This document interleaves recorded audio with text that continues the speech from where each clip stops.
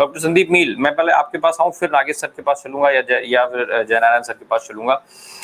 जो स्थिति है, एक भागवत साहब का बयान, इंद्रेश कुमार साहब का बयान, एक के बाद एक संघ के बड़े पदाधिकारियों का बयान, क्या ये मान लिया जाए कि संघ और भारतीय जनता पार्टी के रिश्ते पूरी तरीके से खराब हो चुके हैं, या फिर जो अब एक नई आशंका व्यक्त की जा रही है कि विपक्ष का स्पेस खत्म करने के लिए ये सारे हथकंडे अपनाए जा रहे हैं? क्या देखते हैं आप? राम प्रकाश जी, जिस तरीके से भाजपा की चुनावी जीत के बाद, जिससे नरेंद्र मोदी और अमित शाह बहुत बड़ी जीत के तौर पे देश में दिखाने की कोशिश कर रहे थे, उन नतीजों के बाद आरएसएस लगातार बयान दे रहा है। और बहुत लंबे समय बाद ये पहली बार है कि आरएसएस एक राजनीतिक रूप से राजनीतिक दलों पर इस तरह से बयान दे रहा है, और उस दल पे दे रहा है जिसके बारे में सीधे सीधे तौर पे ये माना जाता है कि ये उसका आरएसएस की पॉलिटिकल विंग है। तो इसके मायने जो निकाले जा रहे हैं वो ये तो मैं मानने को तैयार नहीं हूं कि विपक्ष का स्पेस खाने के लिए या विपक्ष का जो स्पेस है उसको कवर करने के लिए ये किया जा रहा है। बात ये है कि आरएसएस इस तरीके से राजनीतिक रूप से कभी आया नहीं था, पॉलिटिकल पार्टी के रूप में इस तरह की टिप्पणी वो नहीं करता था। तो ये इसलिए कर रहा है कि जो आरएसएस का हिंदुत्व का मॉडल था उसको नरेंद्र मोदी और अमित शाह फॉलो नहीं कर रहे हैं, ये बहुत साफ हो गई है। उनका अपना एक मॉडल है और उस मॉडल में हिंदुत्व की बजाय कॉरपोरेट बहुत बड़ा हावी हो गया है, और कॉरपोरेट में ही चंद चुनिंदा कॉरपोरेट, जिसमें अडानी, अंबानी, और अब अंबानी को भी कम कर दिया जाए तो एकमात्र अडानी ज्यादा दिखते हैं। इसलिए आरएसएस की चिंता यह है कि कहीं भारतीय जनता पार्टी को ये व्यक्तिवाद है ये एकदम गर्त में ना ले जाए, ये उसकी सांगठनिक चिंता है। रही बात मोहन भागवत का और नरेंद्र मोदी का, तो कुछ लोग ये भी कह रहे हैं कि ये एक तरह का ईगो क्लेश है, ये एक तरह की आपसी ईगो की लड़ाई है। हो सकती है ये हुई है, क्योंकि जो धार्मिक संगठन है और राजनीतिक संगठनों की लड़ाइयों का इतिहास दुनिया भर में यूरोप से लेके भारत में रहा है, और अगर उस रूप में आप देखें तो राजनीतिक संगठन ज्यादा प्रभावी होगा, ये आरएसएस के लिए खतरनाक है। आरएसएस जिस तरीके से नरेंद्र मोदी और अमित शाह को अभी अपने तरीके से कंट्रोल करने की चेष्टा कर रहे हैं, अगर वो नियंत्रित नहीं हुए तो आरएसएस का इसमें नुकसान है। ज्यादातर लोग कहेंगे कि बीजेपी का नुकसान है, नहीं, क्योंकि राजनीतिक सत्ता ज्यादा भारतीय जनता पार्टी के पास है और वो महत्वपूर्ण सत्ता होती है, उसके साथ आर्थिक सत्ता भी जुड़ी हुई है। नरेंद्र मोदी ने मोहन भागवत को Z+ सुरक्षा भी दे रखी है, सारे इंतजाम कर रखे हैं जिनसे उनकी नियंत्रित किया जा सकता है, कौन आ रहा है, किससे बात कर रहे हैं, ये सब वो सर्विलेंस पे हैं। और पिछले दिनों की खबरों के मुताबिक इनके रिश्ते ऐसे नहीं बचे कि आरएसएस किसी भी उसका जो दूसरे और तीसरे दर्जे के लोग हैं वो भी बीजेपी के राष्ट्रीय नेतृत्व है, प्रधानमंत्री और इनसे बात करते हुए नहीं बताए जा रहे हैं। तो ये जो तनाव है इसका एक कारण और है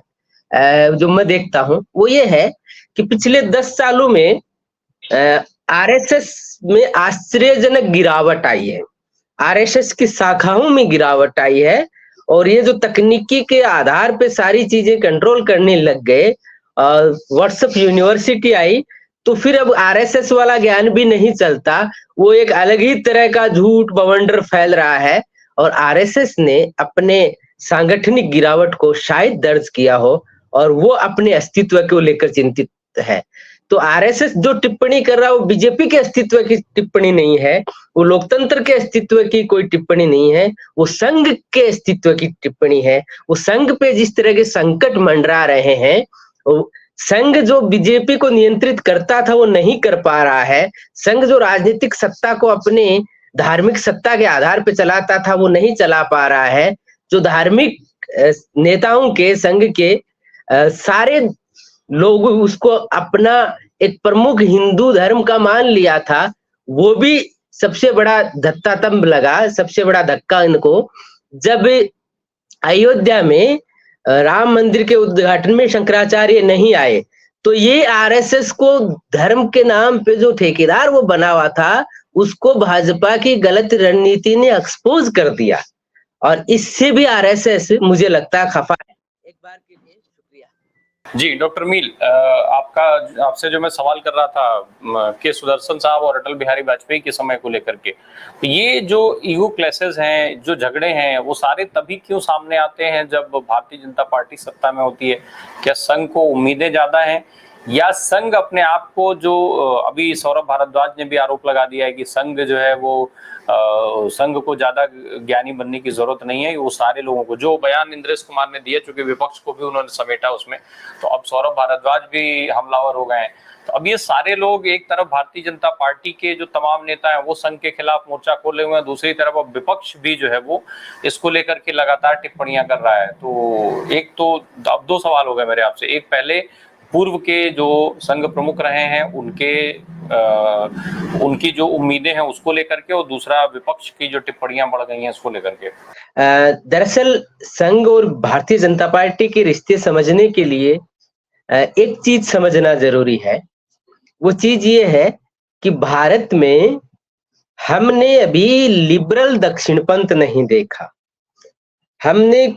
आक्रामक दक्षिणपंथी देखा है, वो संघ के रूप में और संघ के विभिन्न संगठनों के रूप में देखा है।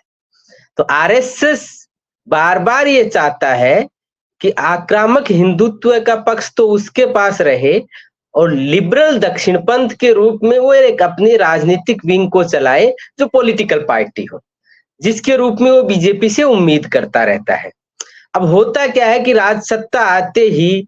बीजेपी के नेता, चूंकि वो आरएसएस को ही देख देख के पले बढ़े हुए हैं, तो वो क्या करते हैं कि आक्रामक हिंदुत्व वाला काम भी ले लेते हैं, जो संघ का काम होता है वो भी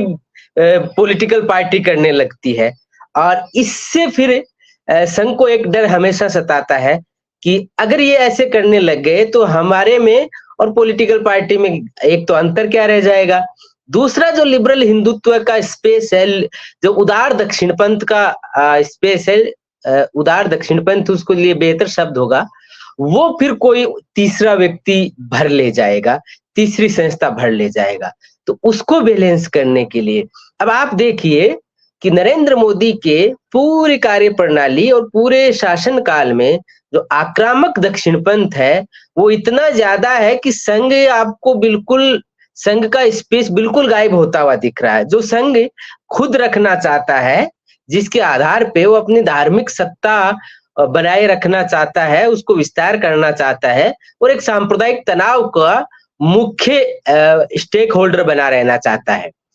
लेकिन भारतीय जनता पार्टी जब ये काम करने लगती है, तो क्योंकि आरएसएस जानता है कि एक राजनीतिक पार्टी के रूप में इकोनॉमिक पॉलिसी को वो इन कामों से डिफाइन नहीं कर पाएगा, इसलिए उसको एक तरह के मध्यम वर्ग, इन सब लोगों को साथ लेना होगा, और वो उसने बार बार कोशिश की। इसका तनाव होता है, चाहे वो अटल जी के समय तनाव हो, चाहे वो नरेंद्र मोदी के समय। आप बहुत आसानी से समझ सकते हैं कि ये यूरोप में दो तलवारों का सिद्धांत चला, ये दो तलवार ही हैं। एक तलवार सांप्रदायिकता की तलवार है, धर्म की तलवार है जो आरएसएस के पास है, एक तरफ राजनीतिक आर्थिक सत्ता की तलवार है जो नरेंद्र मोदी के पास है। अब वो दोनों तलवार एक म्यान में नहीं रह सकती, एक को किसी के नियंत्रण में रहना होगा, और वो जो एक म्यान में नहीं रहने की लड़ाई है, उसमें चूंकि संघ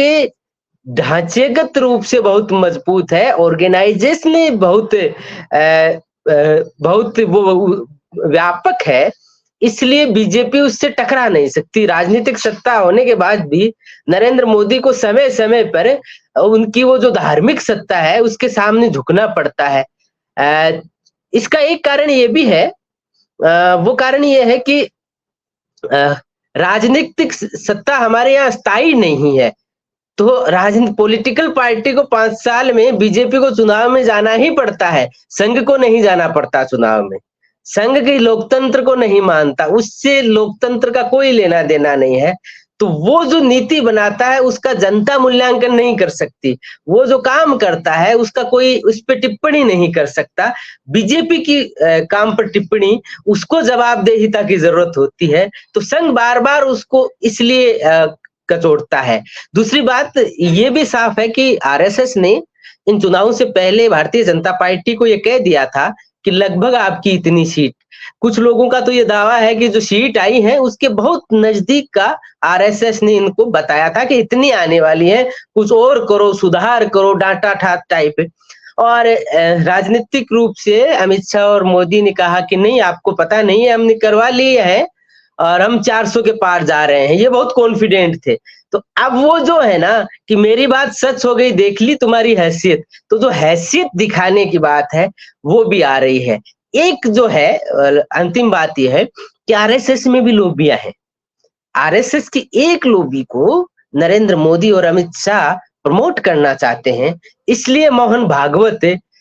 वो संकेत देते हैं कि आप हमारे मामले में हस्तक्षेप मत कीजिए, आप अपना राज कर लीजिए, वरना इसका नतीजा अच्छा नहीं होगा। तो ये जो है ये आंतरिक हस्तक्षेप और शक्ति की संरचनाओं की लड़ाई है, जिसमें एक संरचना ऐसी है जो लोकतांत्रिक होने का दिखावा करती है भारतीय जनता पार्टी और लोकतंत्र में भागीदार होती है, और एक ऐसी है जो लोकतंत्र के पूरी विरोधी है, जिसके यहाँ कोई लोकतांत्रिक प्रक्रिया नहीं है। तो ये लड़ाई इंटरेस्टिंग होगी। आप इसका यहाँ तक अंत मत समझिए।